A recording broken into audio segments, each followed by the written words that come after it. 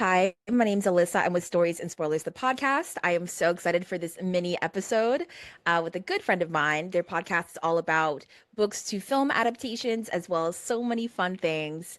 And I cannot wait for you to listen to this episode and hear all the amazing books that they would like to see become movies, as well as a few that I would like to see become movies. All right, so introduce yourself. Hi, my name is Janessa. I have a podcast called Read the Book First, where even sometimes the book or the show might be better than the book, but you should still read the book first. I agree. Yes, yes. I Um, agree. I I'm so excited to be on your podcast. It's so fun. I'm so happy you're here. We did two special episodes about Night Bitch, a recent book to film adaptation with Amy Adams. We both had interesting thoughts about it. We did a little bit of an analysis of the plot of the book, and we also did our thoughts on the movie, which you can all watch on Hulu. I'm just so excited. I love all of your episodes, and I really Thanks. appreciate like your attention to detail. I have one, two, three, four, five, six. Seven. I have seven books here. I do happen to own all of them. I want to see become movies. Okay. I'm that annoying girl where like I'll go to see a movie with friends and I would have read the book and been like, so that's not what happened. I am that Every person. single time. Every single time. I've been that way since I was a kid, like since I fell in love with reading and I realized I never told anyone the story. I realized you can read in your mind. I didn't know that. I thought you had to read out loud, and that's why I used to hate reading because I didn't want to read out loud. I had a really bad like speech impediment, so it was hmm very embarrassing. But for me, it was embarrassing for me growing up. Now I'm like speech impediment baby. If you saw Bridgerton season one, you know the trauma of I'm misunderstood. I'm gothic. I'm edgy. But it's a struggle. It's a struggle. Yeah. You have all these thoughts, but you can't say them. Like you can't pronounce them out loud the way you'd want to. hmm But once I realized you could read in your head and like the voices of the characters and like the description of the world, everything was just different when you read it in your Yeah. mind. It's a game changer. Exactly. It's like a movie in your head. You hmm see all the points come together. It's like a movie in your head, you Yeah. know? I do have a question for you. Do you have a Yeah. mind's eye? Yes. So like if I said okay, imagine an apple and now there's a worm coming out of it and that worm now Yeah. turns into a unicorn, you can imagine that? I can. I See? so I envision it in my head. Yeah, yeah, I even yeah. have casts, like celebrity casts in my head. Like when if I read a book, I hmm imagine who I would cast in a movie. Like when I'm reading the book, it's a movie in my mind. So in my Yeah. head, Michael B. Jordan would play this character, or like Hilary Duff would like younger Hilary Duff Yeah, would play yeah. this character. Yeah, like in my Yeah. mind, I have a vision of who plays who. hmm I have a very clear vision of what happens. That's why I can't read like super, super scary, like gory books, because in my Yeah. head, it's like a It's movie. it's vivid. Hmm Yeah, I don't have a mind's eye. I I've can never only heard that ref before, Mind's Yeah, Eye. it's I think it's called an aphantasia, I believe. Huh. You can look it up, but there's it's a spectrum. Like some people can only imagine it's like a blurry kind of black and white. Some people like vivid Ooh, and can control things, I guess, visually. okay. I When I read, I don't imagine any I don't see anything. I refer I can if I've seen it in my real life, I can refer to those Okay. images. But I if can see it's that. something fantastical or sci-fi, which is I think why I have a hard time reading those books in general. I I hear love that. the genre as movies and TV shows because it's on the screen. But so it's interesting. I always like to ask people because I think that's why I love adaptations of books so much, is Ooh. because it helps me put the picture to the words literally.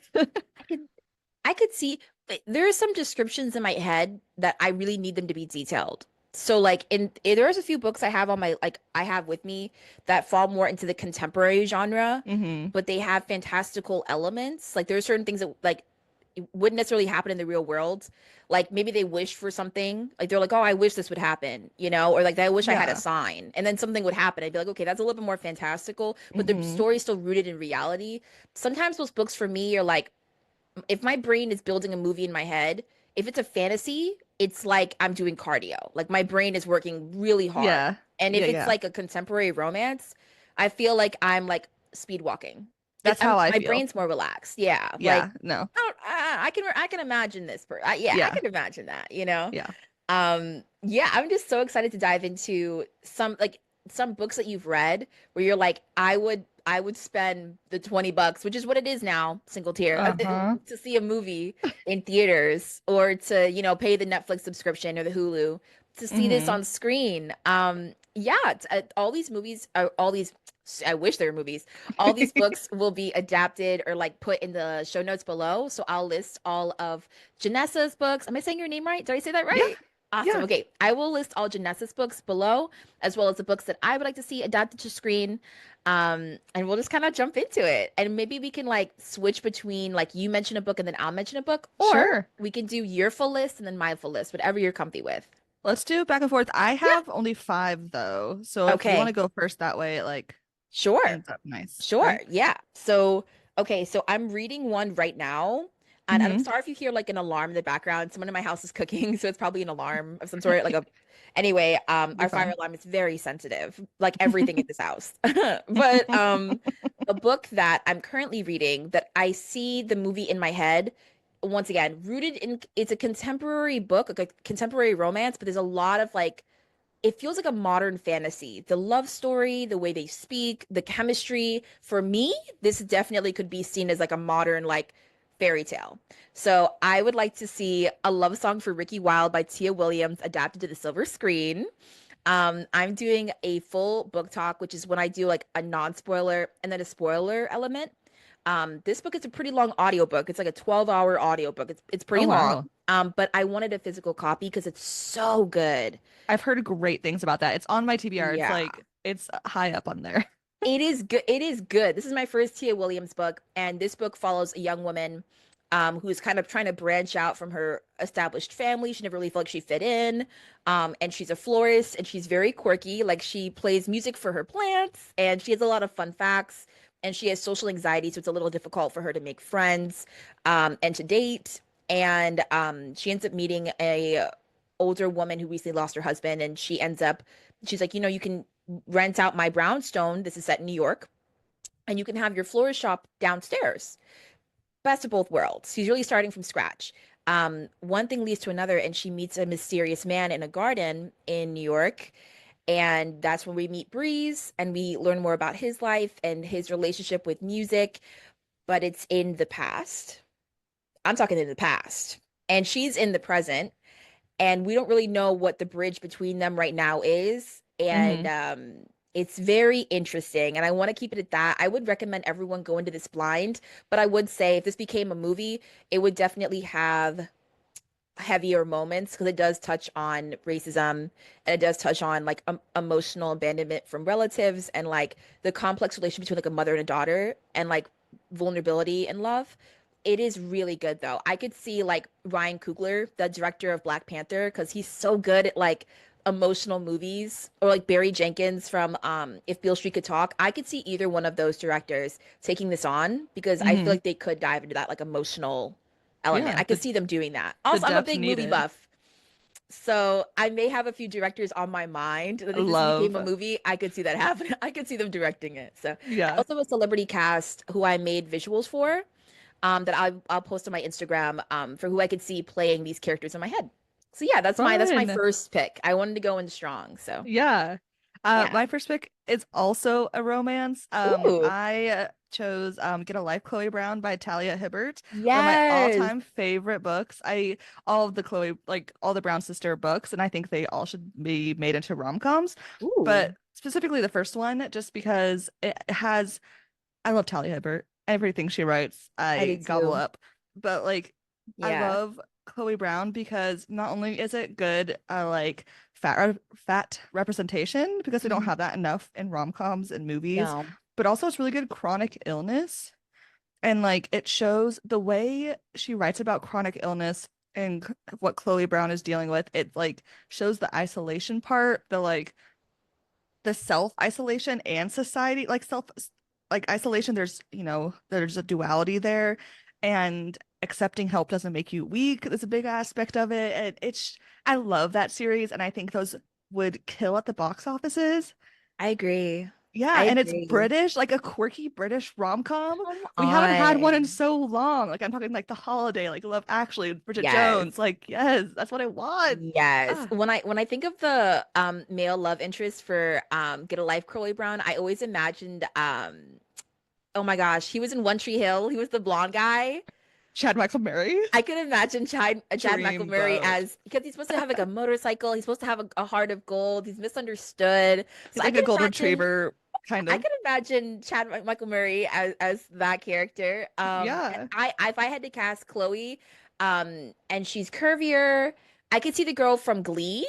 I forgot her Oh, name. But if anyone yes. remembers that actress's name, where I Like think the she voice of an angel. Yes, I can Yeah. imagine her as Chloe Brown. Yeah, I know she's supposed to Yeah. be British, but like that's just when I think of a face, that's who I probably would imagine who Yeah. could play the characteristics of that. Oh my gosh. Also, Talia Hibbert also has she's like a I think it's called like Ink Christmas or something like that, where Hmm. it's like it's a Christmas story, but it's like a tattoo artist and stuff. Yeah. I love all her books. She also really writes like curvy or fat representation really well. I think Yes. I don't, when it comes to books like that, I hate when they focus on like she has an insecurity. Where it's the Her whole ultimate plot. goal is to Yeah. lose weight. I hate, and it's like, or she has a makeover and she Hmm. realizes she was always beautiful all along. I'm sitting here and I'm like, give me the stories where like we know that we're gorgeous and the Yes. men or the women or whoever falls first and they fall hard. I want to see Yes. curvy women like really being loved on and like Hmm. really being appreciated and not being told they need to change or they're unhealthy or any of that Or bullshit. it's the whole focus of the like issue of the book, Yeah. there's other issues in someone's life besides their body, Weight. Yeah, 100%. And weight does Yeah, not equate health.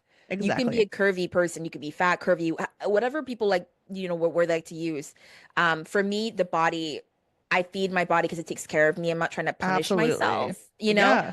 I can't, I literally DNF books whenever I feel like there's a hidden message where it's like, and she had a cookie and a glass of water and she was so full. And I'm sitting here and I'm like, fuck that. One I cookie? can't. A single cookie. You Or when mean you see half the a sleeve of movies, Oreos? they do it in the movies too. Someone will make a big breakfast and they'll grab like a single piece of toast and be like, I have to run, sorry. And they'll leave all the food just sitting there. I'm like, okay, for once, I would like to actually see you Wasteful. enjoy this meal. Like, I think the biggest one was like, it is taboo, but like 50 Shades of Grey, that Yeah. was a book to film adaptation. Hmm. That Elephant in the Room, a lot of unhealthy things. But Elephant in the Room was that like when it came to food, she would like order something or he would order something and he'd take a single bite and be like, you're not eating enough. I need to see you eat. And I'm sitting here and I'm like, oh, it was an ache for me. They're like, you've Yeah. lost so much weight since we've seen each other. You're not eating because you miss me and you're in so much distress. And I'm just sitting here and I'm like, no No, relationship no, is no. worth me literally starving myself because I miss you so bad. Like, Retweet. I'm Good so Lord. sorry. I can be sad and still like eat my Oreos and eat my delicious like Yes. my protein pasta or whatever, and I can still squat and do my fun stuff and not and miss you. Yep. Like, can we see that in a movie, in a book, just once? Or like they're Right? sad, but And they're that's why not we like need Talia carving this. Hibbert. Exactly. I'm sitting Ah, here, I'm like, I miss you, but also life goes on. Like, yes, 100%. absolutely. Give it to me now. And Talia does that. None of Hmm. the main characters, I feel like, were ever rooted in this like fantasy world where like they were running purely on love and there was nothing else to their character, especially in book two, where I believe the male love interest actually had a mental health representation with anxiety, and he had a whole Hmm. like group about that. Hmm. That was the first time I've ever seen that represented in a book before, with a male love interest really Yeah. struggling with anxiety. I really appreciated that. So we Hmm. don't see it enough. Yeah. So yes, yes. Okay, Yes. so we're on to our second pick. Um, oh, I have a few dark books on here, so I'm trying to like ease us in. As my friend Calissa and I would say, let's dive into the darkness together. I'm trying to like dip our toes in here, listeners. So since we're discussing representation and how important that is in books and on the silver screen, I'm gonna have to go with the incredibly hyped, but it deserves the hype. Love this author with all my heart. If she's listening, I love you. Out on a Limb by Hannah Bonham Young. I have all three books. They follow different couples, but Out on a Limb follows a young woman who was born with an arm that was shorter than her other arm, and she has a one night stand with a really sweet guy at a Halloween party, and they both dress up as pirates. This is the costume party, and I she's love that scene. exactly. It's She's so her good. arm. He has a prosthetic leg, and you find out why. And they sleep together. It's very sweet, kind of sexy. And then time goes by, and she realizes she's pregnant. I know the surprise pregnancy trope is not for everyone, but in this situation, this was the first surprise pregnancy trope I've ever read, where like their friendship and the slow burn and the mutual respect and compassion for each other made the pregnancy feel like a team effort. It really felt like he was supporting her the whole time. I Hmm. imagined, I want to make sure I get her first name. I imagined Gwen, which is the main character. I imagined her as Hilary Duff. Cute. Personally, I could see that. I could see her as Hilary Duff or Lucy Hale because I just Hmm. imagine someone very cute. So I could see that. And then I always forget the guy's name. Bo. For Bo, hear me out, hear me out. I imagined Chris Hemsworth. Okay. I could imagine Chris Hemsworth. He kept popping in my head because he has such kind eyes, and I just Hmm. feel like he could be adorable. Like he's a good looking man, but I think he could really pull off like a cute, kind of situation. Yeah. I could see that. Or if you're going really cute, Andrew Garfield. That's who I can imagine as Bo as well. I think Andrew Yeah, Garfield's a better fit because he is on the nerdier side. I could see that. Oh, My and I yes, Yeah, I loved this book, I did except too. my brother's name is Bo. So in my Ooh, head, I had to change his name to what did I Bowen is what I called him. okay, And that's like my okay. one thing about this book. It's I was just like I Mm. read it for a book club last year and I was like, why is his name? Oh no, I'm the same way. I have two. Okay, so I have three brothers. I'm close to two of them, and then I also my partner has a brother, so I Mhm. can't do the names Aiden, Nico, Dominic, or Dylan. Any of those names because they're Those all are pretty popular brothers. names for Those main are very popular names. And I'm characters. sitting here, I'm like, I just have to change them in my head is what I do. I Hmm. change them. Even in Hmm. reviews, I have to correct myself and put the name Yep. from the book because Yep. I'll change that puppy so quick. I'll Hmm. change that puppy so fast. Ooh, Yeah. also like women's names. My mom's name's Keisha, so I can't, Yeah. female name. Also, hearing my own name in a book is a little bit trippy. Yeah. It's a little Yeah. trippy. In Lights Out, the love interest, the main character, her name is Alyssa. And when I first heard, I was listening to the audiobook.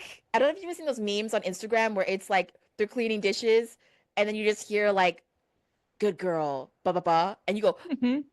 and she's like vacuuming the floor and he's like, get on your knees for me. And I'm like, that was me. I was literally doing something at work. I was filing paperwork. It was very slow. And then Yeah. all of a sudden I just hear, and Alyssa turned around and I went, oh God, I didn't know her name. I went in blind with that book. I didn't know their names. Yeah. Yeah, I heard the audiobook. It was and his voice is very clear. I was like, he's found me. Yeah, so it broke the third wall, like Deadpool Yeah. style. So, but Hmm. yes, I could see Out on a Limb on the silver screen. I could see this as like a Yes. Netflix movie. I would like it on Netflix And I because think I it would feel like do it's really done better. well. Yeah. Oh, oh no.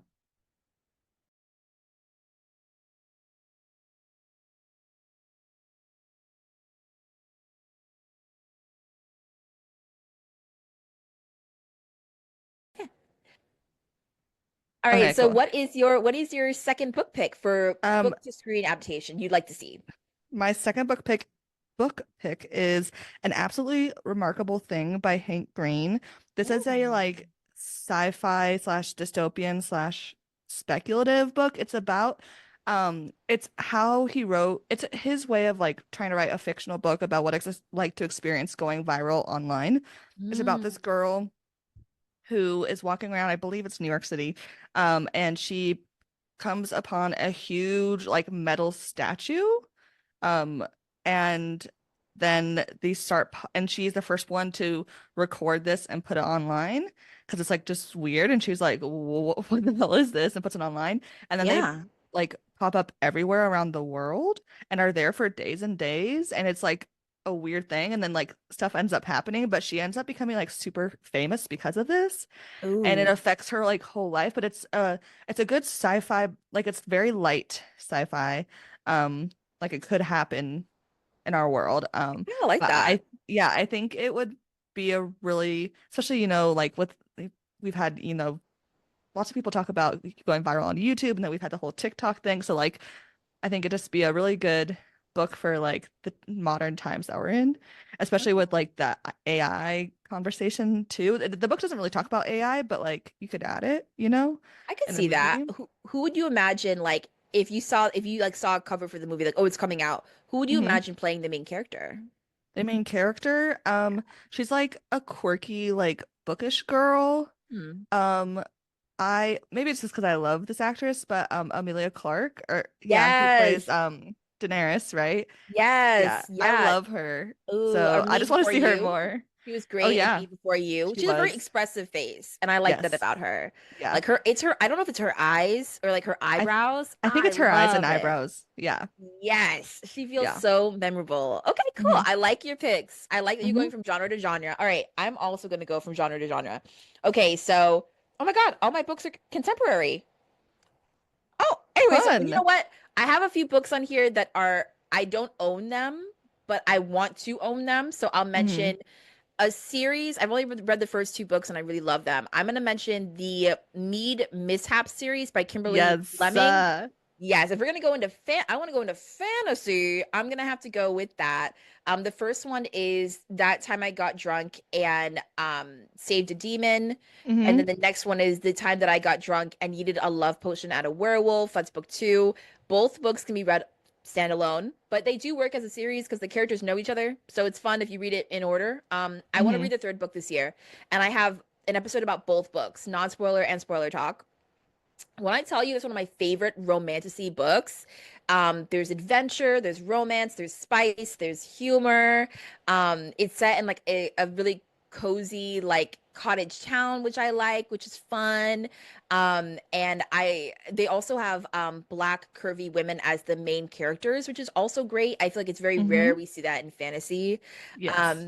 And their love interests, the guys, the first book, he's very like dark and brooding and sassy. He's got a good Hmm. sense of humor.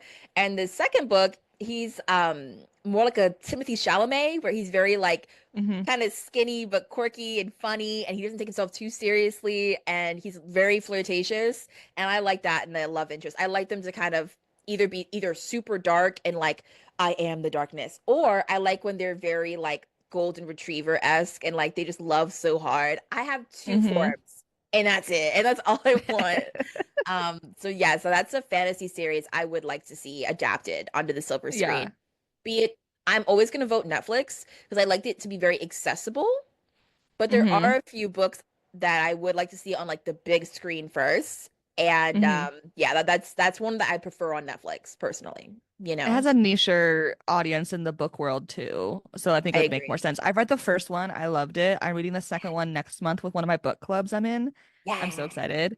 Oh That's the my only, I gosh. think, romantasy I've ever read, technically. I'm not a Really? big romantasy person. I like I understand. romance and I like fantasy. I just haven't gotten too deep into the romantasy world personally, but Mm. I do love that Let book. me And know. I, Let me know if you ever want any yeah. recommendations like entering. If dark romance is like an ocean of dark sparkling water, like Hmm. romantasy to me is like a cozy town. It's given Hmm. very much like France. And there's mead and there's wine and there's fairies and there's dragons. That's what romantasy is for me. If it was like a land, Yeah, that's what I imagine. that's Yeah. fun. Thank you. Yeah. My next pick is kind of a series cheat code. Ooh. And it technically is getting turned into something. But it's the Lunar Chronicles by Marissa Meyer. I am obsessed with these books, Oh, but you brought out the big one. it's getting turned into an animated series, and we haven't heard anything besides that since last summer. We being Janessa constantly looking online, being like, "Give me the Lunar Chronicles." Report back. I repeat, report back. I love the series. It's essentially a sci-fi retelling of fairy tales. The first one, Cinder, is about a part human, part my phone, sorry. It's The okay. first one's about a part human, part robot. essentially Cinderella story, and then there's second one is retelling. I love retellings, hence adaptations. So like I do too. anytime I can get a retelling, I love it. The second one is Little Red Riding Hood. The third one is Rapunzel. The fourth one is Snow White. It's a really like deep, vast world, and I feel like it is going to be a series, an animated series. I'm so But excited. yeah. I So fell for that series in middle school, and I think I was torn between book two and book three. I really related to Winter. hmm And her story was the first time I'd ever read of like madness in a book, and like that sense of like what's real and what's like a character you can't truly rely on and you're not really sure yeah. what's going on. She would hmm see like blood coming from the walls in the Yeah. castle, which was like trippy. It was Definitely. like a dark fantasy in that way. And hmm her love interest was always there for her, but like it was kind of forbidden. I like that. I was Yes. vibing. And then Wolf and God, what was her name? Was it Scarlet? I think it's Scarlet, yeah. Yeah, Wolf and Scarlet. That was my first like baby step into monster romance. It's kind of a monster It's romance a monster romance. because he's Yes. not 100% human. Yeah. But yes, and she was also French, and like it was so like, oh, guys, even like I think that's the only thing with like young adult books is that some of them I can feel that it was written for a younger audience. That I've tried to read a few recently, and I'm like, okay, I can feel a little bit of that sense of the adult themes or certain contexts aren't touched on as much as they could be in YA, which makes hmm sense. But it's also refreshing. But that was the first series I ever read where it didn't necessarily feel like a YA. It did feel like it touched on classism. It touched on miscommunication in relationships and friendships. hmm It touched on definitely discrimination, the way Wolf was Absolutely. treated, hmm disability. I feel like Winter went through a lot of isolation and manipulation in like a hmm family setting. There was a lot of like situations where I was like, ooh, this is a good conversation starter, and it's a good Yeah. way to unpack things that you may be experiencing. Great series. Also, hmm um, in Cinder, I was shipping her with the prince so hard. And I want to see the ball scene with all the action that happens. I want to yes. see that on screen. Like that specifically. Like the And she was world, part yes. cyborg. She was part Yeah. cyborg, which was very fun. It was definitely giving like cyberpunk in that element because Yes. she could fix in a way she could fix parts of her body, and that was so cool. Yeah. So yes, you know what? You hit with that one. I could see that on like HBO Max. I could Absolutely. see that Yeah. on HBO Max because they can Yeah. go dark. You know, they hmm and their animation and their money. Yes. Yes. Yes. And also a miniseries. Hear me out. Hear me out. hmm Hear me out. Hear me out. What if it was a miniseries? Because each one of their stories interlock at some point. hmm They kind of lead to each other, and then by the end, it's Yes. like they're all together. Yeah. They need to hire us. What's going on? Yes. Like, I know. I'll Hit me up. cast. You'll make the vision boards. You'll write the Yes. script. Yep. Hire us. Give us the money. Yes. Just give us the money. Yes, I love your picks. Okay, so I'm gonna leave the dark ones for last, and I'm gonna stay in the Okay. light for now. I'm Okay. gonna save the dark puppies for last. Okay, so Okay. the next one I don't own a physical copy, which is a damn shame because it's one of my favorite books of all time. Um, I can only read it once a year because this book beats me up. Like I cry. hmm Oh, I can only read it like once a year, and it can't be near the holidays. It's gotta be a basic month, like April. So it can't be like a Christmas. It can't be like my birthday. It has to be something where like no harm, no foul. So the book is The Seven Husbands of Evelyn Hugo by Taylor Jenkins Reid. I get it. I know. But it's one of those books where for people who may have not have read it, which is totally fine. It's not a new book.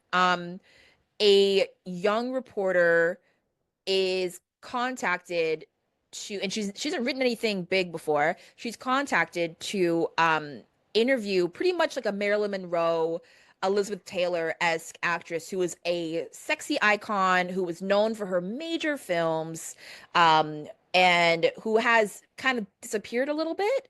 And no, she never told her true, like full life story. She was elusive in that way. She's called to interview this person. Out of all reporters, she's asked to interview her, which is interesting. She ends up interviewing Evelyn Hugo. Each chapter is about a facet of her life, but it's broken up into the husband or the partner she was with at that time. Um, and the story is about Evelyn, 100%, but it's also kind of stems from, I always viewed each husband as like a metaphor, or it reflected a lot of her insecurities or a lot of like what she was experiencing in life. It was also set in old Hollywood. So if you're a fan of like dance, like Singing in the Rain, if you're a fan of Some Like It Hot, like things like that, there are certain film references where it's like, okay, I can see where that's coming from. Um, the book is not based on Marilyn Monroe. It's apparently based on a lot of different actresses over time. She's kind of a compilation of a lot of people. But the true mystery is why Evelyn picked this writer to talk about her life. Evelyn's very open from the beginning, saying, "You're gonna hate me after this, but you need to hear my story. I'm not a good person." Like she's not like sugarcoating like my life is this great life and it's all fantastic and lovely. She's like, "No, I'm super lonely. I've lost a lot, but this is my life and I need everyone to know my story. I need to tell everyone my story before, I pass away from old age." And Taylor Jenkins Reid is known for writing books that kind of pull at your heartstrings, that tend to have a twist of some sort. I have found a lot of her books do have a twist. Um, and I have two books on here that are Taylor Jenkins Reid's books. And this one was the big one that everyone knows. And then I have a novella that I love that I would love to see on like Netflix. It's a little bit more taboo. But this book for me it's got some of the most beautiful writing I've ever read. It has some of the most complex relationships I've ever read about, like friendships that are just as important as romantic relationships. Also it's representation for women who can pass as one thing but are really something else. I'm referring to race as well as sexuality. Hmm. And I say pass meaning that like they can do certain things to survive and to get by, but deep down they really were this person and they don't necessarily fall into a single box. There's so many Hmm. things at once. And that is touched on in the book where it's like, don't put me in a box. I'm a lot of other things. So I like that. I've never read a book like that before. I would love to see this movie adapted to the silver screen, even if it's split into part one and part two. I'm okay with that. I'm pretty sure it is getting turned into a movie. I hope so. I actually, I if when I imagined Evelyn, I imagined for some reason either Sydney Sweeney Hmm. or Anne Hathaway, Okay. just because I felt like she had to be that like everlasting beauty, and she kind of had Hmm. to be figure wise, like she had to look a Yeah. certain way. There's also another actress. She was in Knives Out. Hmm. Um, she The maid. Yes, that's another Hmm. person I could imagine as Evelyn, just because, without spoiling it, she is Hispanic, but her appearance, something happens and people assume she's Caucasian, but she's really Hispanic. Yeah. So like, but there's a reason why. There's a reason why in the story something occurs, and it does tie back to Hmm. like Hollywood history, what women had to go through. Neither Anne Hathaway nor Sydney Sweeney is Hispanic, but for me, for acting purposes, I could see them Yeah. definitely getting the They got part. the chops. Yeah. 100%, I 100%. loved Yeah. that book. I Yeah. When I read it, I just pictured Elizabeth Taylor the whole time, but that's also because I Heard. love reading about all the Elizabeth Taylor drama. I love Yes. old Hollywood drama. I love Yes. tea that is 70 years old. It's still hot. It's still hot. All It right. It's still is. warm to me. Also there's a character in the book who's a redhead. And Hmm. I imagined as an older version of that character, Emma Stone. Yes. And as a younger version of that character, I imagined a young Emma Watson. Okay. Hear me out, hear me Yeah. out. Because she had to be super smart. She had to be Hmm. very whimsical and very like kind of bubbly, and you couldn't help but love her. And that was like a Hmm. love-hate situation. I also liked how they were friends, and they were also kind of like actresses. People thought they were head to head.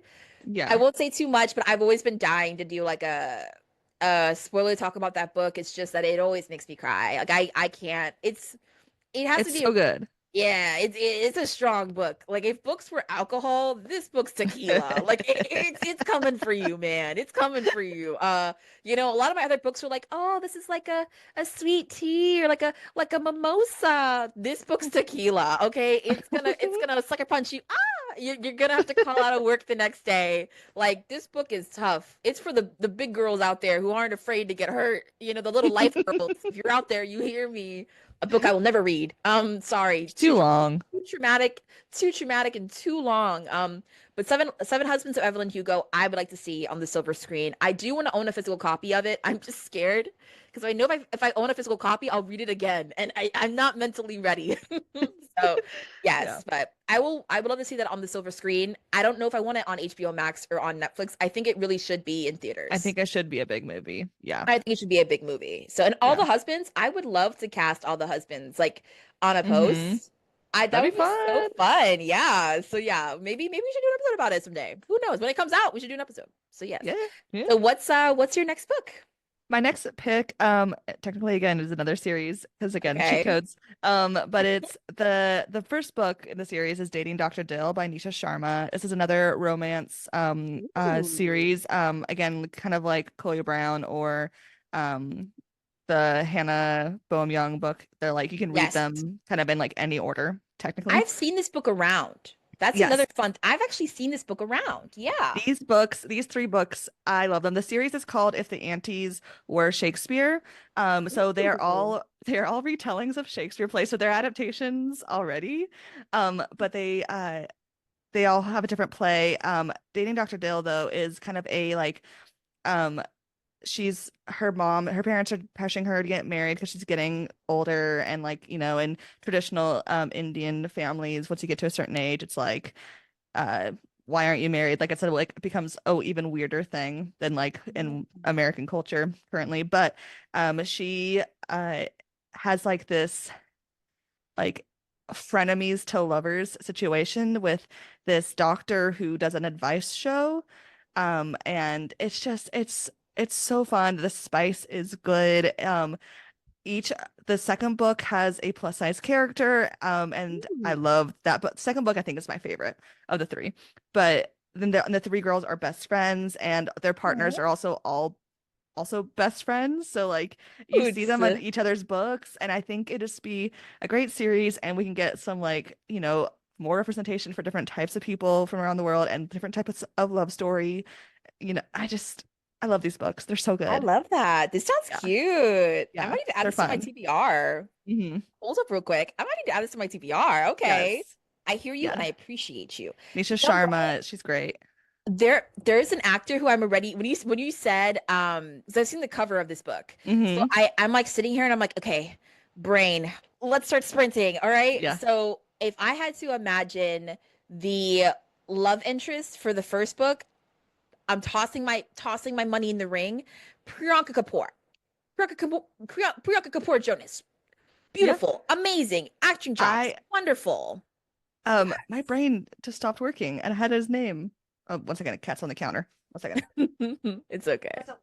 Drop the cat. Yeah.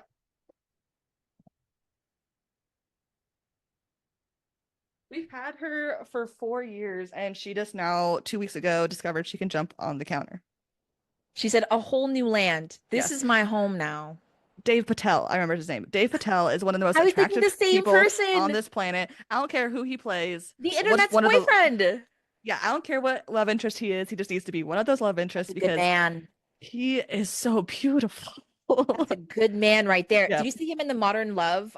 He was on an episode of Modern Love on Hmm. and Amazon Prime. I love that podcast. I know Hmm. it's also a newsletter. Um, his love story to me, that second chance, his vulnerability. I'm It's surprised he amazing. hasn't been in a rom-com yet because he would be great. Like, what's going on? Oh, He needs to. oh, My dream of all dreams is him playing Mr. Darcy one day. That is what I oh, want. That's my dream within it. oh. Like a dream of a dream of a dream. I want Dave Patel to play Ooh. Mr. Darcy. Ah. Personally, if I had to cast him in a romantic adaptation, I would love to see him in a modern like in a renew of You've Got Mail. I Oh, would love to see fun. him play Grumpy and Fun. Sweet. I would love to see it. I feel like he Oh, would be great. Give the man a chance. There's certain men where I'm just sitting here and I'm like, as a lesbian, They have the approval of the nation. Pedro Pascal, he's a daddy to all. I need to see Absolutely. him in a rom-com now. I need to see him Yes. in a rom-com right now.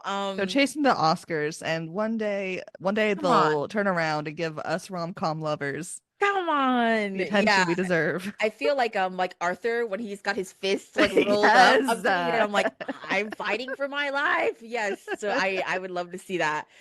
Ooh, these are some good picks. Okay. Okay, we're on a roll. Next one is one I feel like no one talks about this book, and it's super short. It's another Talia Jenkins Reid book. I listened to it on Audible. I think it's also on Kindle Unlimited, but don't quote me on that. It's called Evidence of the Affair by Taylor Jenkins Reid, and it's about a couple writing letter. So it's two people who are married to other people, and someone finds evidence of their spouse cheating, and they think to write the wife, aka or husband of the other person. So if my name is Kelly and I'm married to Hmm. Gerald, Hmm. I know Gerald's cheating. So I'm gonna decide to write a letter to the woman Gerald's cheating, like to her husband, to the woman's husband. I write the letter to the Gotcha. woman's husband. He reads the letter, and we end up talking back and forth about like, okay, when did you think this started?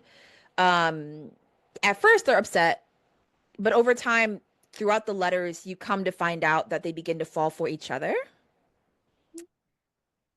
And it's very short. It can be Hmm. considered a novella. It's super short. Like you could read it in like a day.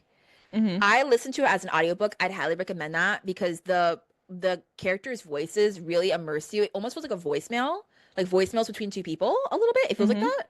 And if you like films and you like the vibe of Evidence of an Affair, I'd recommend watching the film In the Mood for Love. I think it's a Chinese film. It's Hmm. gorgeous. The cinematography is stunning. But it follows a couple who's trying to reenact and trying to kind of trace the steps of their partners who have fallen in love with each other in order to understand why their affair started. In this book, it's more like they're discussing it. They end up meeting in person at one point and discover they really do have chemistry and they care for each other. And they have a lot of respect for each other. And there's a part in the book where, without giving away too much, the part in the book where someone says, like, I don't know if I have a good heart. Like maybe I didn't do enough to maintain my relation. Maybe that's why this occurred. And they're in a bad place. And the male love interest says, like, I can already tell you have a good heart. Like I have a feeling. And it and they're both good people and they just happen to meet in this cruddy situation. It's just a good book. It's short. It made me feel a lot of compassion for both of them. And I just felt like I found a box of letters. Like that's what it felt. It's what it felt like. And if I had to imagine the the main characters for the woman, I could imagine I just keep going back to her because I love her acting. I'm gonna have to go with Florence Pugh. I can imagine her as the woman.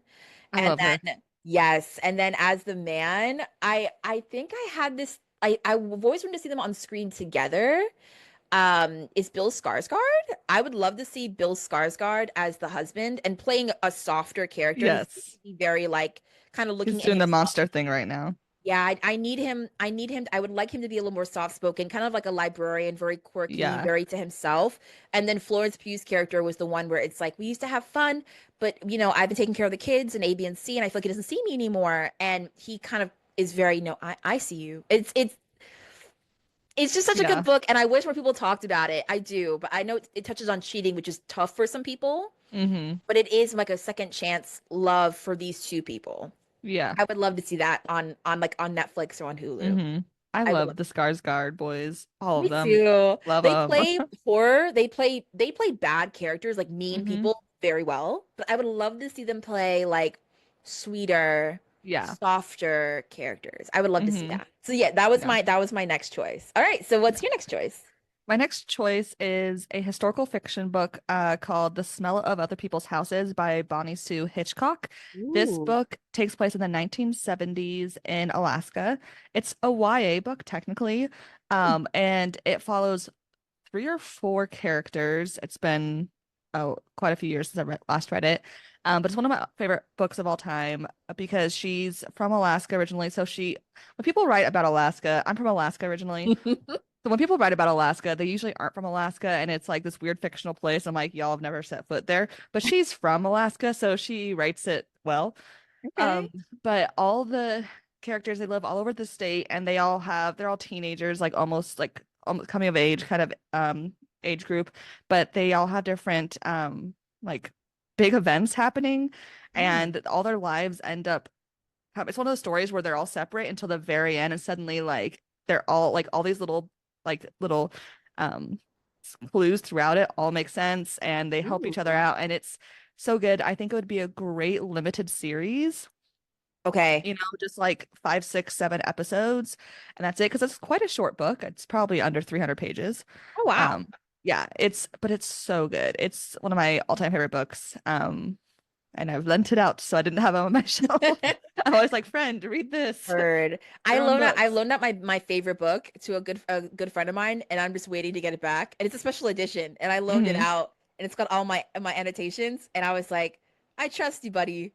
Whenever you're ready. I'm just sitting here and I'm like, whenever you're ready. I feel the Yeah. absence of that book. So I'm just sitting here and I'm like, so it's been a month. Uh-huh. How you feeling? How you Hmm. feeling? So that's why I'm like, you have so much kindness to loan out your books and be like, yeah, it's out for now. I'm sitting as someone who used to work at a library, I'm like, all right, you have 30 minutes. What? 30 30 minutes. minutes. Yeah. That's how Yeah, I I feel. I lend them out, and I think part of it is I taught middle school English for 5 years, and so I Mm. was just used to middle schoolers taking my books and then losing them forever because middle schoolers. And so now I'm like, let them read. Ah, that felt like a paper cut. Hearing you say that, I was like, ah. I mean, kids make mistakes, but I'm just sitting here and I'm like, oh no, Hmm. no. It's Yeah. okay. I heard. Yes. If anyone is watching this video, they're like, her face. Yeah. Lose my book. Lose my book. See what happens. I'm Ah. sitting here like, it's just paper. No, it's emotions. I It's annotate my emotions and books. memories. Yes, I Yes. have feelings. No. Yeah. So when someone cracks the spine of a book, I literally like I shake. I'm like, oh my God. It's horrible. No, I'm on that page, and I that's something I like I still have all my middle school books that returned back to me from students who borrowed them, and they are beat up, but in my head I was like, "Hey, these are books that are meant to be beat up. I have these They were to be beat up." love. Whereas my actual library, like the my actual books on my shelves, I'm like, you like no. I had one friend break the spine when I like handed the book to her. I'm like, hey, you should read this and give it back to me. Like you're gonna love it. And she was like, okay. And she just went, and I was like in my head, I was like, you're never getting a book again. And I never gave her a book again. Immediate judgment. I was like, Hmm. what did you I was like, in my own house. I bring you to my do? house. In my house? Uh-huh.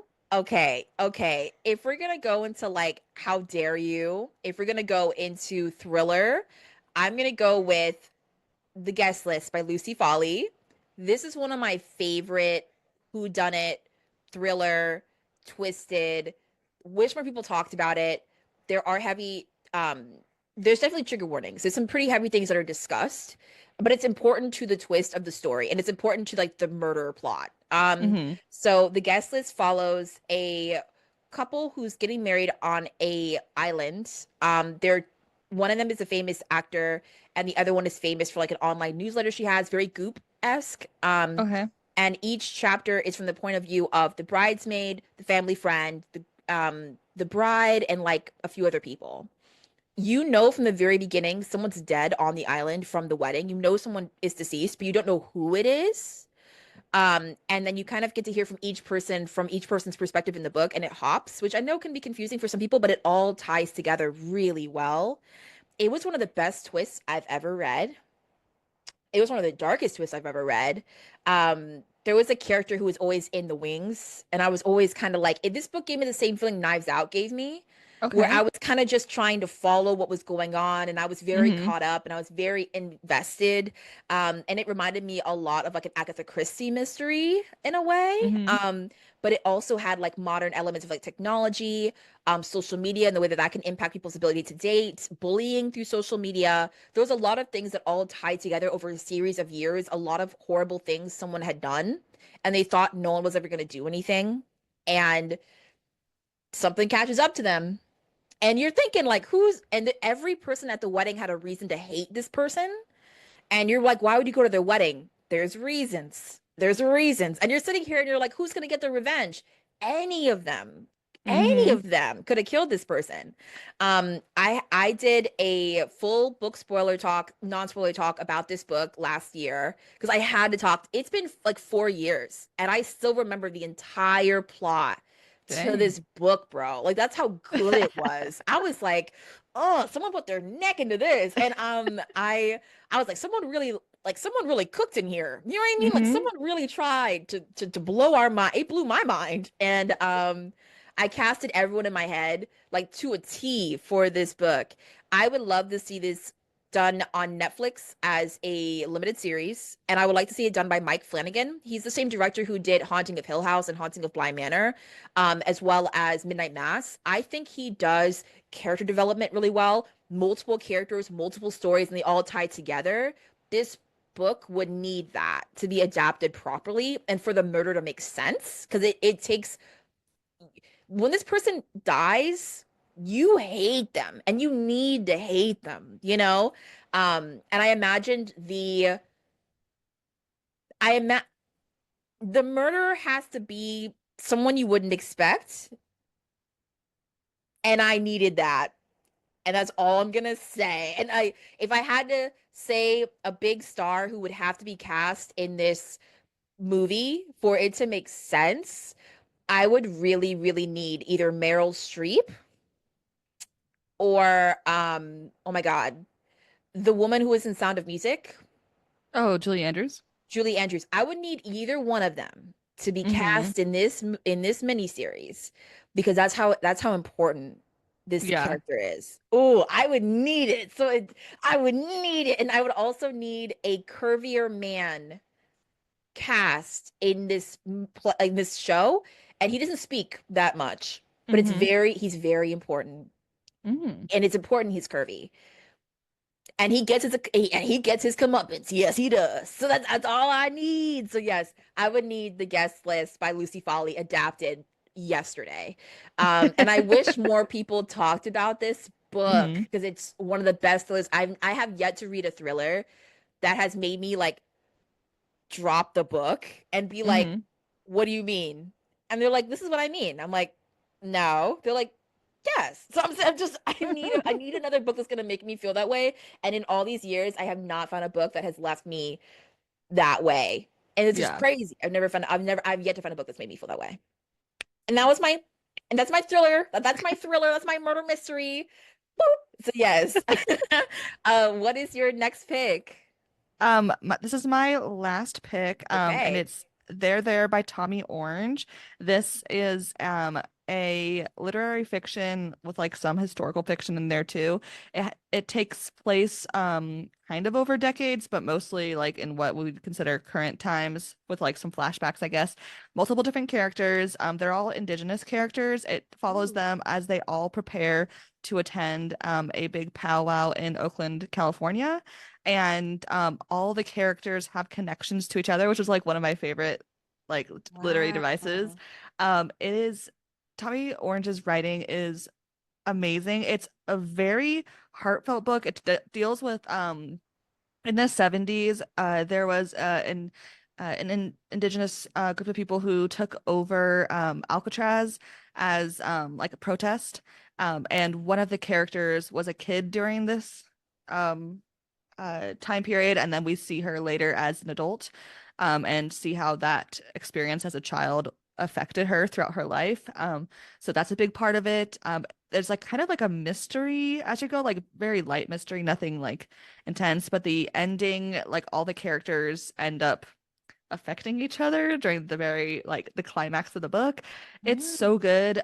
He just published the like companion novel slash sequel to this. I have yet to read it because I'm waiting for it to come out. I'm waiting for my hold at the library for it. But I think this would be a great again miniseries. And it's just and I think I love reading books by Indigenous authors, especially literary fiction. I just love, especially Tommy Orange, his writing so good. So powerful. Ooh, So okay. You're like all of these books I'm gonna have to check out in TBR because I'm sitting here and I'm like, they all sound really good. And it's I'm sure so they'll be fun good. movies because they should be. And I'm like, Yeah. all right, I hear you. I'm in. Take my Yeah. money. I read this book the last day of 2023 and it became one of my favorite books of 2023. It was like literally New Year's Eve and I was like, well, that's one of my favorite books of the year. Okay. That happened to me last year. The last book I read of the hmm year was my favorite, was one of my favorite books of the year. And I was like, hmm why did I wait? Exactly. Why did I wait? And I'm like, oh, mistake. So yeah, instant regret. hmm Because it was so good. I wish I hadn't waited. Okay, so my previous one was a murder mystery. This one is a domestic thriller. It has murder quite a bit. It also has a lot of mystery. It is Jackal by Aaron E. Adams. It was my favorite book of 2023. I I think about the I don't want to use the word fantasy because the monster in the book stems from something very real. But there's a mystical element to it, which I've never read from the point of view of a spirit, hmm demon before. I've never read from a point of view of an entity like that that doesn't necessarily mean harm, but does commit harm and is almost like a animal. Like he serves a person. He serves a person who does horrible things and he enacts those horrible things. So the book is about a young woman who unfortunately went through a really abusive relationship. It's mentioned throughout the story. And she comes home for her best friend's wedding. And her best friend, this is very important, her best friend is a white woman marrying a black man and a very racist town. This town is actually a real place. And one of my relatives has gone to that place. And as a woman of color has said, it is very um like sundown, like Yeah. suntown. Yeah, it's still pretty racist. So the town is a real place and it's surrounded by hmm trees and it's very isolated and the main character goes there to support her friend who is alluded to her friend does have some internalized like she has some racist tendencies but she hmm thinks that she's aware and you know there's a lot of going on and you discover that during the wedding's at a farmhouse. It's like a one of those big red barns. Yeah. um the main character's best friend, her daughter goes missing during the wedding. She disappears. She's a black girl. This is important because the killer creature in this story only attacks isolated black women, young black women, young black girls walking home, in school, children, anyone. And hmm but they have to be black, and it's because he feels like no one will miss them and no one will search for them. hmm And what this creature does is he calls their name and he makes them think that it's like someone else. Yeah. And he's like a shadowy creature. And the writing in this book is so good. And that hmm sense of like dread of like whenever you see a young girl walking home or like something like that, like you know, I hope she gets there safe. That Yeah. feeling, this author really builds off of that anxiety. hmm Just the first chapter, I immediately bought the book. I currently have it in storage, but I immediately bought the book because the first chapter sucked me in so fast. Yeah. The author is amazing. I would love to see this done as a mini series on HBO because I saw the hmm adaptation for Sharp Objects done. That hmm was amazing. And I know they're not afraid to touch on dark things that are necessary. I Yeah. also feel like this could be done like Lovecraft Country because the entity is he's supposed to be elusive hmm and kind of all knowing. And I need that on screen. So Jackal would be amazing. And I could see Lupita Nyong'o playing the main character. Um hmm I could also see Angela Bassett playing the main character, maybe in a I sense. love Angela I Bassett. I need her to be Oh. powerful, but I think it's like she only gets powerful at the end. You also hmm get flashbacks of the main character in high school and things that she witnessed in parts, and it all kind of presents itself in the present. You also Gotcha. get between each chapter, you get point of views from the victims of the young girls who've the monster has taken.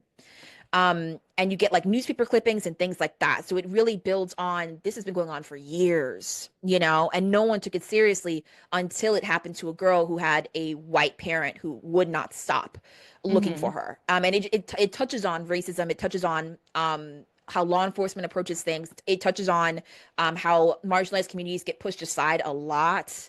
Um, it was a scary story that needed to be told, and the Yeah. monster wasn't even the scary. He actually wasn't the scariest part. Yeah. So I would pay to see that on the small screen. And I don't want it in a movie because I don't feel like they could summarize it well. Yeah. They need to It would take their need it would time. need to be a show. Yeah. Yeah. So yeah. That is my spooky-esque book. Yeah. So yeah, that is one. And then do I have it over here? I don't think I do. Well, it's okay. And then I have some lighter ones. My last light book, and then I'm going to go into my dark romance ones I'd like to see on the screen, be it a movie or a show. This is my special edition. This is Archer's Voice. This is my last contemporary romance that I would love to see on the silver screen. I would actually really like to see this as either a movie or a show. I'm happy either way because it flashes from the past to the present. This is the version that has all the beautiful flowers on it. It's It's got the really sprayed edges. pretty. It is so pretty. And then inside is all the annotations from Mia Sheridan. So like when she was first writing the book, so I can't Hmm. wait to reread this book. This is so That's good. I listened to it as fun. an audiobook and I loved it. This book does have a character who has my name, but it's the mom. And if you've read the book, you know it's not great for characters with my name. So no. So spoiler alert. So yeah, this book was so good. It follows a young woman coming to a small town after something bad happens in her life, and she just start trying to find a fresh start. Very safe haven. Very safe haven. It's not domestic violence, but it's something pretty bad. And she comes to this small town. She meets the town outcast named Archer, who does not speak and is deaf. I don't want to say mute. I guess you could say mute. Something happens later. Anyway, Hmm. so long story short, um, he doesn't want to be her friend. It's definitely not love at first sight. It's interest at first sight. And they end up becoming friends and possibly more. It is a slow burn, and you get a lot of Archer's point of view from the past. You learn a lot about his childhood, a lot about why he is the way he is, what he's struggling with. Definitely a lot of isolation, loneliness, bullying. But you also get to see from Bree's point of view, the main character, his love interest as well, and Archer's her love interest. You see what she's been through. Also, she knows sign language. This book has representation for that. And their love story is definitely heartwarming for me. I love Mia Sheridan. I love her writing. It touches on some hard topics, definitely trigger warnings for loss of a parent, bullying, things like that. But this is also one of the first books I've ever read where it had intimacy and discussions of intimacy and sex before things happened, which is actually very nice. So that there's clear boundaries and discussions of what you're comfortable with and what you're not comfortable with. And it also has a character who's older, who hasn't had intimacy yet, and discussing their, fears and insecurities about that, which I really liked. I feel like we don't get that enough. And that was just a beautiful, beautiful love story. Also, somewhat of a second chance romance. Something happens and there's miscommunication and there's room to grow and heal. And I liked that. I liked that a lot. So love it. Super. I would love to see this on the screen as a movie or a show. So yeah. All right. I'm gonna plow through these puppies and try to get through the last few. All right. So I'm doing a full talk about this one soon. It's The Neighbor Favor by Christina Forrest. I have a lot of annotations. I love this book. This is somewhat of a You've Got Mail element retelling. A little bit, very loosely. Miscommunication, mistaken identity. It's very cute. A little bit of spice, fun. It's part of the Green Sister series. The third book's coming out in February. It follows a young woman who emails an author she's a huge fan of. He's only written one book. It's kind of like Lord of the Rings, kind of. And he has no social media, no pictures, no nothing. And long story short, she emails him and he emails her back. And they end up emailing each other back and forth. And then he That's just so ghosts her. cute. Yeah, it's super cute at first. And then he ghosts her. He just stops talking to her. and she had feelings for him, and he stopped Yeah. talking to her. She thought he was this like British guy because that was what all was on the back of the book, and she has the first edition of the book. Like, it was only printed a few times. Hmm. And long story short, he doesn't talk to her anymore, and she's hurt, doesn't know what happened. Time goes by, and then her neighbor, a cute guy, moves in next door. She's living with her sister for a little while. The neighbor is really cute. I imagined him as Michael B. Jordan. I also imagine him as there's a meme going on where it's like, and Mufasa. Dun, dun, dun, and Mufasa. That's another actor who I imagined as the love interest in this. I could see it. And then for Lily, the main character, I definitely imagined she was in Gossip Girl. I forgot her name.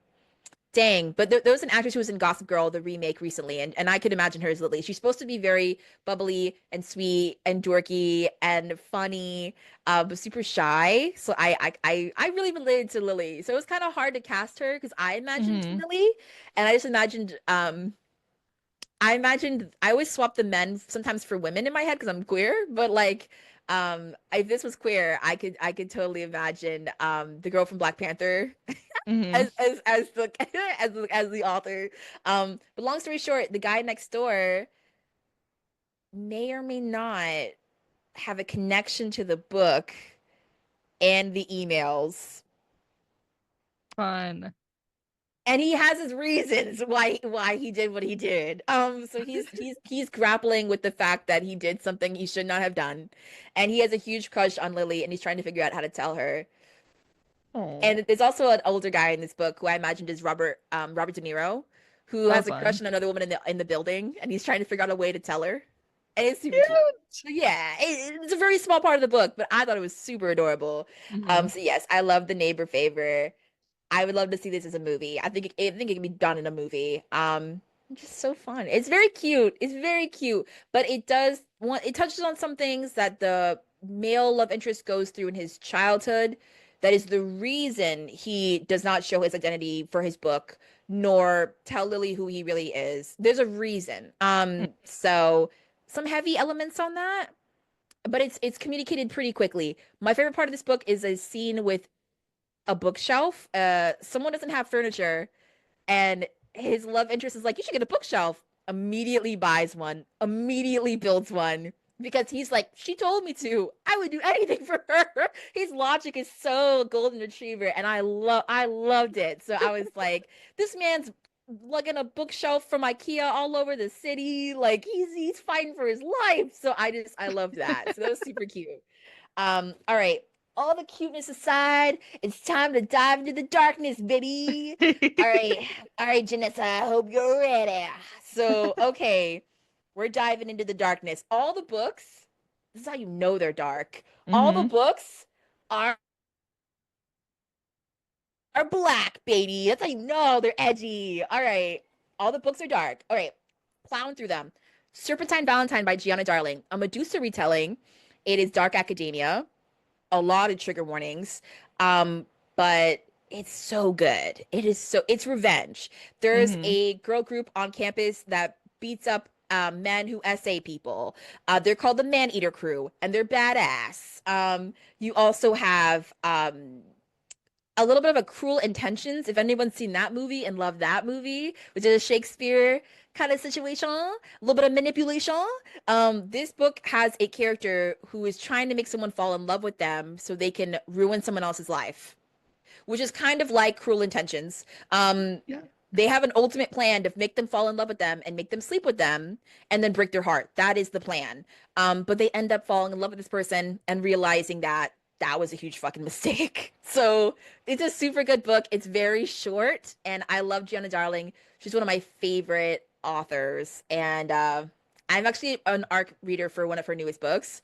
So That's I'm gonna do awesome. you. So I'm gonna do a full deep dive into my favorite books of hers. So I won't dive too deep into this, but I did do a spoiler talk on this book. So yeah, I would love, and it's also sapphic. It's sapphic, so that's super Hell fun. yeah. Hell yeah.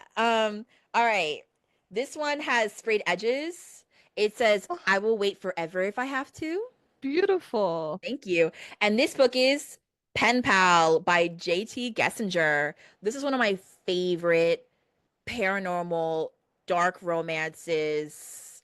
Yeah. So this book is so good. I go feral. I feel like a little raccoon. I'm like, with little baby hands. I was like, I won't read that. That's trash. This is my trash. So I rise out of the trash can. I'm like, my trash. So this book follows a woman who her husband recently passed away. She's grieving. She lives in a pretty spooky house. Doors are banging open. Things are happening at night. She's like, what the hell? And one day she calls a guy to come fix her roof. It's a really old house. He comes. This is the man who comes to fix her roof. And she's grieving, but she also has needs. So they spend some time together. And then the day she comes home from her husband's funeral, there's a letter on her, like in her mailbox, but it's got a little blood on it. She's like, what the hell? And it's from a prison. She's like, what the hell? And she opens it and he's like, I'll be waiting. What? And she's like, What? she writes back, she's what? And she writes back, waiting for what? I'll wait as long as I have to. For what? For you, of course. What's going on? And then it's from Dante. She's like, I don't know what Dante. Wrong address. He's like, not wrong address. And then not wrong address. One thing leads to another. Her love interest is like, hey, I can't be with you until you see the truth. What truth? I can't do this with you until you free yourself. What do you mean? Elusive. Elusive. A dark figure is following her all around. He's really creeping her out. Her house is banging around. It's low-key haunted. What's going on? And I'll leave it at that. This is one of my favorite stories. Dark twists, very spicy. Will leave you shook, not scary, dark themes. Check trigger warnings. I could see the main character for this book as oh my gosh. She was in the Vampire Diaries. She played Haley. Um oh, I forgot her name. She was also in H2O. Oh God. But there's an I see her face, you but I know don't know her name. yes. Yeah. So that's who I imagine is playing the main female love interest in this book. And then for her love interest, who's the super hot builder man, I imagine the guy from 365 DNI. He's like this sexy Italian man. I imagine him. For the spicy girls out there who saw that meme where he grabs her by the neck and he turns her around and he's like, "Don't play with me." That's who I imagine as this guy. Yeah, and the husband who's passed away, who's referenced a lot in this book, for many reasons. I imagine him as, don't ask me why, but imagine him as Liam Hemsworth, the one from who used to date Miley Cyrus. That's Hmm. what I imagine as the ex-husband. Because to me, he has that pouty face where he could be evil. Pouty evil face. And I could his eyes are so squinty and his abs are so strong, full of secrets. That's what I could imagine as the That's how the abs got so strong, is because they're full of his abs are so secrets. strong. Each square is a secret. So that is who I imagine as that's who I imagine as the husband who passed away. All right. And my last book that I need to see on this silver screen, I need it as a movie. It's my favorite dark taboo book. I want no judgment. I will go to jail for reading this book. I don't care. Put me in jail. Put me in jail. Welcome to the Dark Side by Gianna Darling. This was my first book that made me cry. It made me happy. It made me addicted to a series. I will die on this hill. This is my favorite dark romance book ever. Ever. All right. It follows a young woman. Uh, there was a church in her small town set in Canada. Canada. It's set in Canada. And the author is also Canadian. I love you, Gianna. And long story short, there is a shooting at the church by a rival motorcycle crew, evil crew. And then the fallen men, who is The series is called the Fallen Men series. Each book is about a different man in the crew. This one's about Zeus and Louise, also known as Lulu. And long story short, when Lulu's a child, the Fallen Men come and they protect the church, even though everyone hates them because they don't support their views and what they do. And they protect the church. One guy, throws himself in front of Lulu as a child, trying to protect her, and he ends up going to jail because he unalives someone who was going to hurt a child, and he goes to jail. And the Lulu at the time was like the sweetheart of town. Her grandpa was a preacher. Her dad's pretty much like the governor, right? Her little sister Bia is a baby. Like everyone loves her, but she has cancer and she's trying to kind of fight that. And she ends up writing a letter to Zeus, thanking him for saving her life, protecting her family, protecting the town. He lets her know this is inappropriate. Please do not write me. I did the right thing. At this point, he's like, I think in his like early 20s. He had kids. Like he had a whole life, and he went to jail to protect these people. And years later, Zeus is out of jail. I imagined him as Jason Momoa. He's supposed to be a bigger guy. He's supposed to look kind of weathered. He's supposed to be very like his laugh you can hear from a mile away, covered in tattoos, like constantly on his motorcycle. He's the leader of the group. You see him and his presence is a statement. That is Zeus Scarrow. And I imagined Lulu as Hilary Duff. That's who I imagined. And each man in the group protects people who cannot protect themselves. So women, children, disabled folks, anyone in the community who cannot protect themselves, they protect them. And they hunt down people who are predators, and that's what they do. But during the day, they have a motorcycle crew, and they have a tattoo shop. They own multiple businesses, but they hunt down like bad people. And they're very Sons of Anarchy, similar. Long story short, Lulu is now 18, 19, and Zeus is out of jail, and he's just trying to be there for his daughter and his son, who are now older. And Lulu's like, "You've always been my man. You will be my man. I will have you." And he's like, "No, actually, no, no, thank you." And she's like, "No, no, thank you. I'm gonna go to the dark side. I'm gonna." And her cancer comes back, and she was in remission. Her cancer comes back, and she's like, "You know what? I don't have a lot of time. I'm gonna live my life to the fullest. I'm gonna have a double life. I'm gonna do school during the day, and I'm gonna work at the bar at night, and I'm just gonna live my life and be on the wild side." And he's like, "Well, I own the bar now, so you're not doing that." And she's like, "Yes, I am." And the story goes from there. And I need this as a movie. I need it as a movie. I feel like if it was a show, it would have to be one of those long shows. Like it would have to be Hmm. like a True Blood situation because each book is a different man, and each book follows the man's point of view and the woman's point of view. And it can get pretty dark, but all the stories interlock and they all have happy endings. So even though they get dark, they do have happy endings. So this is Hmm. the first book in the series, one of my favorites. So yeah. And those are my like, I need them in books or shows.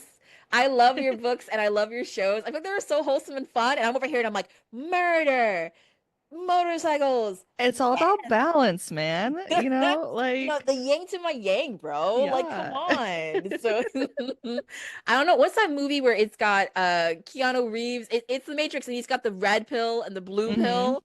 Hmm. Yes, your books are like, if you want to go back to reality, and I'm over here and I'm like, but if you want to break the Matrix, if you want to go into the darkness, simply take this one. So I feel like our our bookish tastes are like red pill, blue pill, but It's just like a yeah, whole array. Like that's what I love about yes, reading. Is just like we don't like people don't have to read the same books. That would be boring if we all read the same that book every would single it would be time, pretty boring. Yes, but those right? those are my bookish picks. I'll link all of your bookish picks that you'd like to Hmm. see put into movies below. But Hmm. yeah, folks, those were mine. I had a lot because I see it all in my head. So I'm sitting here and I'm like, they need to be on the screen. So yeah. But yeah, those are my picks. Is there, if you had to pick one book that Hmm. you didn't mention that you're like, Hmm. I need to see this as a movie right now. Right now. Um, I What mean, book would you pick? I'm always pro rom-com when it comes to movies Oh. and adaptations. I think the last book you were just talking about reminded me of Mickey Chambers. What's the whole title? Mickey Chambers is one second. Hmm. Pause for research. No, like I feel like I I have yet to find a book that's been like a motorcycle book that's made me feel all the things. So Hmm. if you have any recs, send them my way. It's not about the motorcycle part. It was more of like the bar setting boss Mm. worker dynamic. It's called Mickey Chambers Shakes It Up by Cherish Ooh. Reid.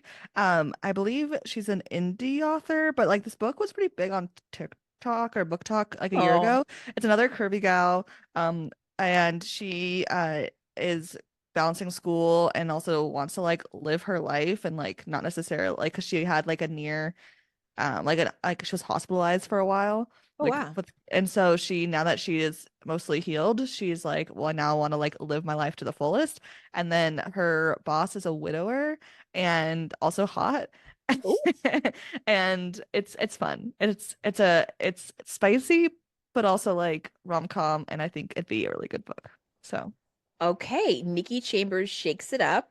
hmm It's Mickey Chambers Shakes It Up. Got it. By yeah Cherish Reid. hmm Got you. Okay. My brain was like, Mick is Nikki. And I'm like, no, it's Mickey Chambers Mickey Shakes It like the Up. mouse but yeah like Mickey like the mouse. In this rom-com, I need you to take the mind of Mickey out of your head, because this is a spicy journey, a romantic Hmm. spicy journey. Yes, I Yes. made a note. I will add it to the list. But yes, y'all, this is my. And this was supposed to be a mini episode, but there's so many books I want to see on screen as to Janessa. So Yeah. I'm glad this is a longer episode. But I hope everyone enjoyed this. Janessa, where can they find you? I'll link your stuff below, but I want you Yeah. to share it. You can listen to my podcast on all major podcast players. Read the book first, and then you can follow me on Instagram at Read the Book First Podcast. Awesome. Okay, great. I'm going to include all your information in the, little notes area below. Thank you everybody for listening. And please go to Read the Book First for our episodes on Night Bitch, as well as a lot of other episodes about book to film adaptations and just kind of deep dives, And once again, amazing, amazing episode. Thank you so much for coming on. I really appreciate Yeah, it. thanks for having me. Awesome. Okay, well, listeners, have a great night, and I hope that you enjoyed this episode.